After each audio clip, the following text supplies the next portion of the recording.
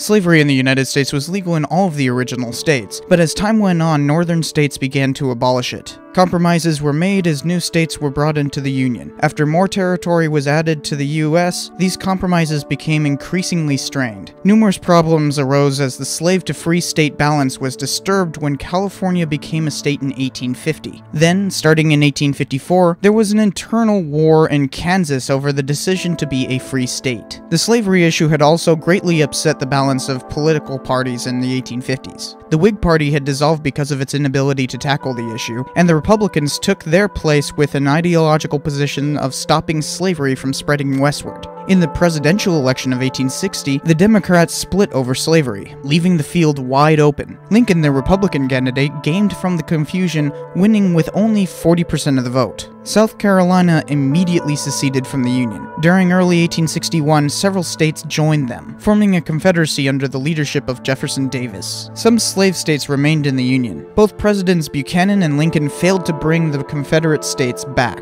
After some previous incidents and Lincoln's refusal to remove Union troops from the Confederacy, in 1861 South Carolinian militiamen attacked Fort Sumter. This was used as the impetus to start sending Union troops to retake the South. The war had officially begun. There's a lot to the beginning of this war, so if you want to learn more, I did a separate video exploring the causation, which you can watch here. A Union blockade was erected around the Confederacy, forcing them to send goods through Mexico. Then the Union sent its first invasion force towards the Confederate capital of Richmond, Virginia in June. These campaigns were stiffly resisted, only making it as far as Bull Run, and the war in the East became one of attrition. Confederate troops were more skillfully utilized by the strategically savvy commanders such as General Robert E. Lee and Stonewall Jackson, while the industrial power of the North kept Union troops and supplies coming. Elsewhere, after Kentucky declared its neutrality, Tennessee invaded it in 1862. In Kansas, Quantrill's raiders harassed Union troops, and the Union managed to conquer the New Mexican territory in March of 1862.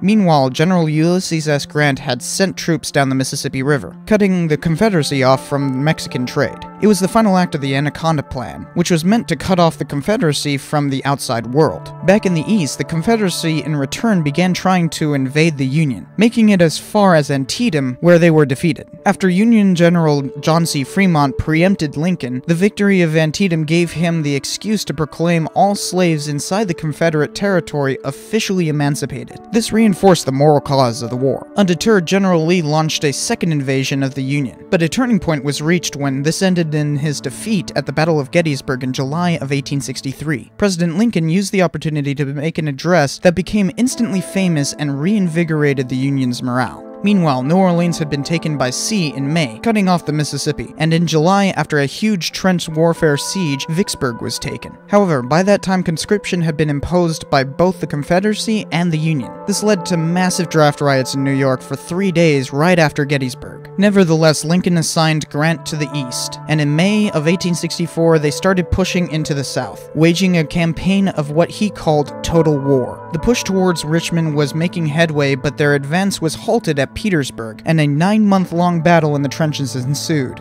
After the final Battle of Chattanooga, Tennessee was captured in December of 1863. Union General Sherman seized and burned Atlanta, Georgia in mid-1864. He began a march to the sea across the state that burned crops and destroyed infrastructure, leaving the Confederacy bifurcated and its economy in ruins. The Union passed the 13th Amendment, officially abolishing slavery in the United States in early 1865. A few months later, the Union won a decisive victory at the Battle of Five Forks in April 1865. The next day, Petersburg finished and Richmond was encircled. Once Lee saw they had been surrounded, he surrendered. The war was over and slavery had been abolished in the U.S. New technology like the mini-ball, telegraphs, trains, and cartridge weapons made it the most deadly war in American history, with 700 to 900,000 people killed. However, Lincoln was assassinated within a week of Lee's surrender, and the following decade of Reconstruction tried but failed to bring equality to the newly freed slaves and an end to the violence that was related to the desolation left by the Civil War.